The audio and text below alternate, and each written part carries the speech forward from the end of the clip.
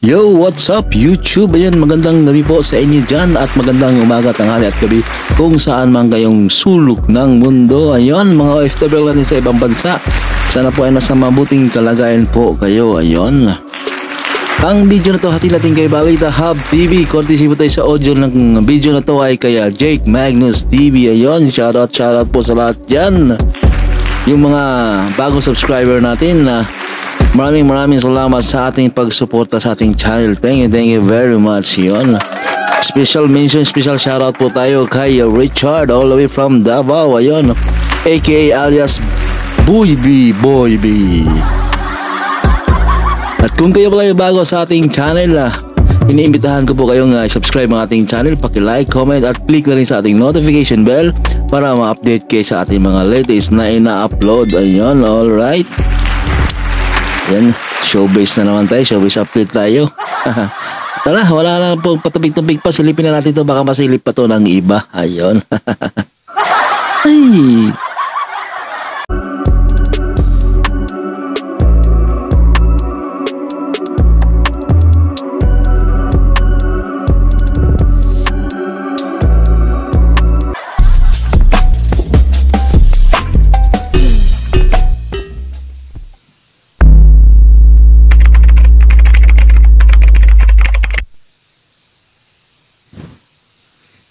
Alright, what's up sa inyo mga kababayan? Pwede po pag-uusapan natin, mga kababayan, ay wala lang namang iba kung hindi yung matinding banat nitong si Buboy Villar ng 2 beses dito po sa isang segment ng EAT na kung saan mga kababayan, paulit-ulit pong binabanata nitong si Buboy Villar. Dito matadalangin din po natin nung mga nakarang interview nitong si Tito Sen na kung saan ay may nabanggit po si Tito Sen na talagang nangyayari na po ngayon dito sa Tape Bulag na mga kababayan. Pero bago po natin pag-usapan yan, ay nais ko po muna sabihin sa inyo na kung kayo po ay bago pa lamang po sa ating YouTube channel, inihikayat ko po kayo na huwag nyo po sanang kalimutan na i-like etong live streaming natin na ito at huwag nyo na rin pong kalimutan na mag-subscribe sa ating YouTube channel. Hit nyo na rin po yung ating notification bell para lagi po kayong yan, updated sa ads. Given to goodness with Del Monte Juices. Guys, yung mga channel nila Jake Magnus TV at Balita Hub nasa description lang po, pag-bisita, pag-subscribe na lang po.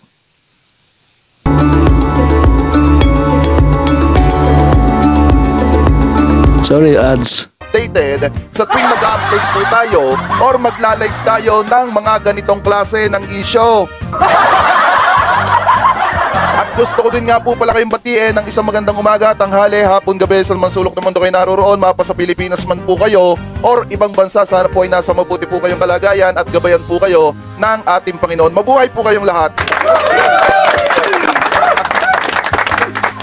Anyway, punta na tayo sa topic natin mga kababayan. Mamaya po ulit ako babate. Ma'am Estrella Makalalad, mega love shoutout po. So alam nyo ba mga kababayan, ano po, na binanata nitong si Buboy Villar ng 2 beses po, ano po, sa Giza Getly, etong isang episode ng EAT. At I think nangyari ito nung mga nakaraang araw. Hindi lang kasi isang banat, kung hindi 2 beses niyang binanatan yung isang segment ng EAT. Mga kababayan, ano po, kumbaga kinukumpara niya yung kanilang segment na QR dun sa password segment ng EAT. Paliwanag lang natin kung ano yung difference mga kababayan. Ano po, so anyway, eto, i-play natin itong naging banat nitong si Buboy Villar. Eto po yon. Habang nanonood kayo ng TV, nakakita kayo ng QR code, scan lang, simple. Ganun lang po. Baka sakali, yes, baka naman kayo natatawa sa susunod. Tama! Hindi mo na kailangan panghula ng password! Sabi nga mga kababayan, kapag ka daw may nakita sa TV, kailangan daw i-scan na lang. Ano po, QR code lang. Tapos, alam nyo kasi kaya sila napapaghalata na bumabanat sila sa kabila. Ganito yung problema. Alam nyo ba yung ginawa ni Buboy Villar dun sa matanda? Diba after niya tanggalan ng mikropono yung matanda, umiiwas si Buboy, tumatalikod habang bumabanat. Ngayon mga kababayan, bumanat na naman siya sa EAT na hindi na daw po kailangan ng password. Means mga kababayan, hindi na daw po kailangan yung katulad ng ginagawa ng EAT na password, pahuhulaan yung password mga kababayan. So kaya napaghalata si Buboy dito na binabanatan niya yung EAT kasi umaalis siya sa camera, sabay talikod, sabay banat. Ganito pala, Nako, Buboy, sabay talikod. Hindi lang yan mga kababayan, may kasunod pa yan. Ito pa. Ano password? Ay, QR code na kailangan ko.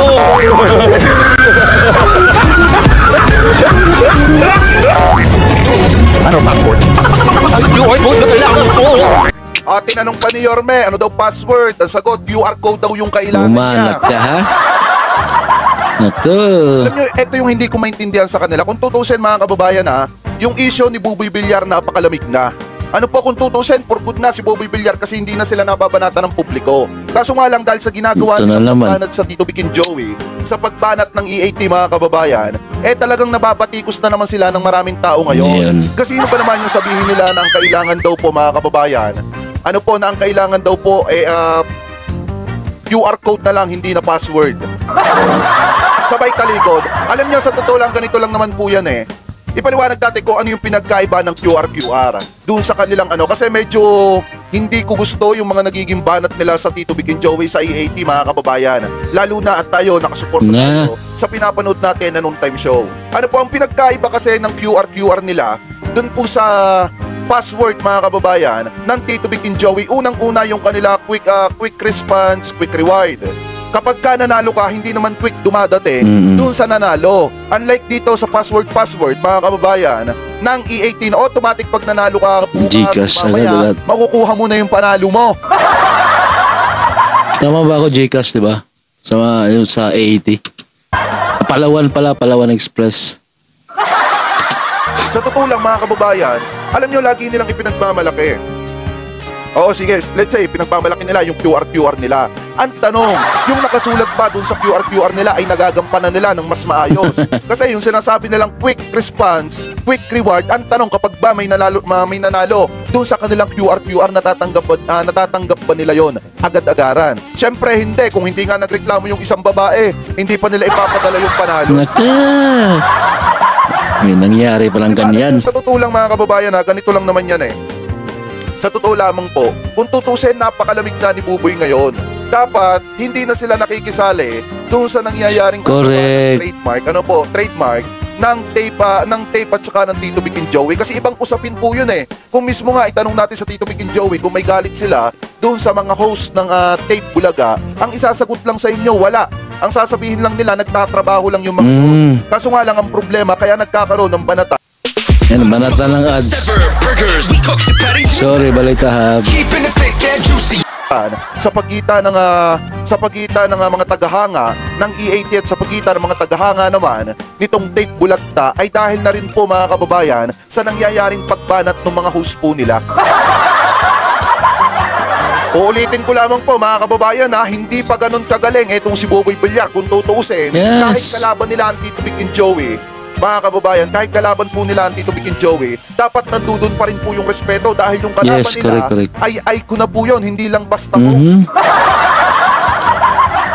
Diba? Ang hindi ko lang maintindihan kay Buboy Villar, bakit sa dami-dami ng pwedeng pwede nilang gawin, bakit ipasok pa nila yung mga banat-banat na ganyan? Ano po, nakita ba natin na binaratan sila ng Tito Vic and Joey, di ba? Hindi na. Wala kayong kalaban-laban yan, Boboy.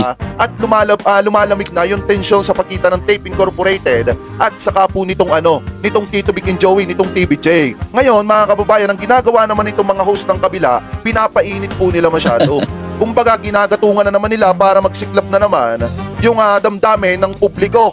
Lalo na yung mga tagahanga nitong TVJ. Alam niyo, sa totoo lang, dati tagahanga ako nitong si Buboy, pinapanood ko to, yung vlog nito, maganda naman. Same. Kaso nga lang ang problema, nung naging toxic na si Buboy, parang ang hirap ng panoorin.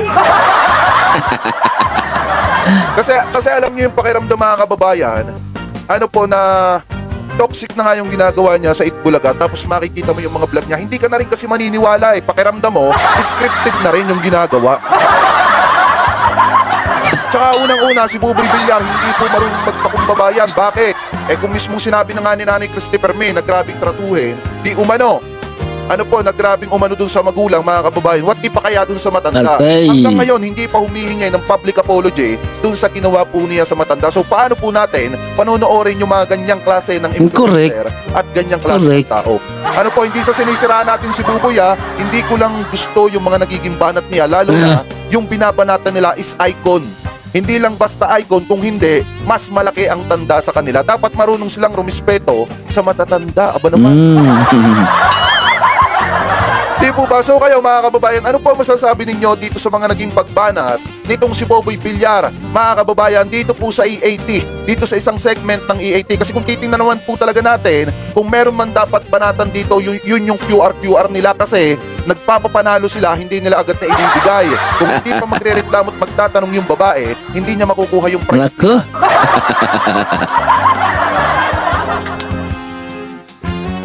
So kayo mga kababayan, ano po ang komento nyo dyan? Comment below na lamang po. At ngayong araw, ito lang naman yung pansamantalang topic po natin. Pero bago tayo magpaalam, nais ko po muna kayong batiin mga kababayan, lalo na yung mga nasa comment section natin, basahin po natin yung inyong mga komento. Ang sabi dito naman Francis Erica Balay, kupal masyado yung si Buboy kasi alam niyo sa totoo lang kung ikaw isang host, lalo na't isa kang influencer, dapat ipapakita Correct. Yes. mo. Pero kung hindi ka marunong rumispeto at gumalang ng iba, talagang hindi ka rin nila gagalangin. Kasi nga sabi nung iba, mga kababayan, lalo na yung mga matatanda, kung gusto mong bigyan ka ng respeto ng ibang tao, matuto kang rumispeto sa ibang tao. Tunay po yan. Kaya lang naman kasi natin natatalakay dito or Dahil sa minsan ang take bulagta kasi nga meron silang mga segment mga kababayan na kung saan katulad nga nung pasasalamat, scripted pa pala. Eh talagang mapupunan po natin yun. Lalo na minsan may mga pagbanat itong sinapuboy na talagang pasimple katulad nung ginawa nila dun sa matanda mga kababayan, di ba? Matatalakay at matatalakay po natin yun. Ano po, kaya lang naman po natin sila napapansin dahil meron tayong nakikitang mali. Diba? So sabi ni Aquarius, wala kasing pinag-aralan. Asal, basura daw. Sabi ni Kaya si Kurunzaki, malayo pang undas, pigil muna ng luha mga basher. So sabi dito ni Nay Marilyn Bulacan, walang GMRC, yung konting pinag-aralan di ginagamit. Yun nga po ang problema sa kanila. Kasi unang-una sa larangang to, kung ako yung nasa tape Bulaga, mga kababayan, maniwala man kayo o hindi ako mapapatikos dyan. Bakit? Hindi naman ako magpaparinig at titira dito po. Tama. Joey, bagkus pupurihin ko pa sila. Yes. Sila yung nauna sa larangan ng pag-hosting mga kababayan. Kung wala sila, baka masasabi natin walang sigla ang noontime show po ngayon. Ano po, so anyway, basa pa tayo ng inyong mga komento. Sabi ni Tenz Maceda, Boboy Villar, pumunta ka dito sa Tondo, puputusan kita. Sabi ni Kuya Rene, Ibanales, kaya sila bumabanat para maging kontrobersyal ang show nila, para madagdagan ang mga manonood. Ang problema nga lang, Kuya Rene, hindi naman sila ang pinapanood mga vlogger na ngayon. Ayun, ikaw talaga Boboy. Nako Boboy. Umpisa ka na naman ayun. Dami mo na namang basher.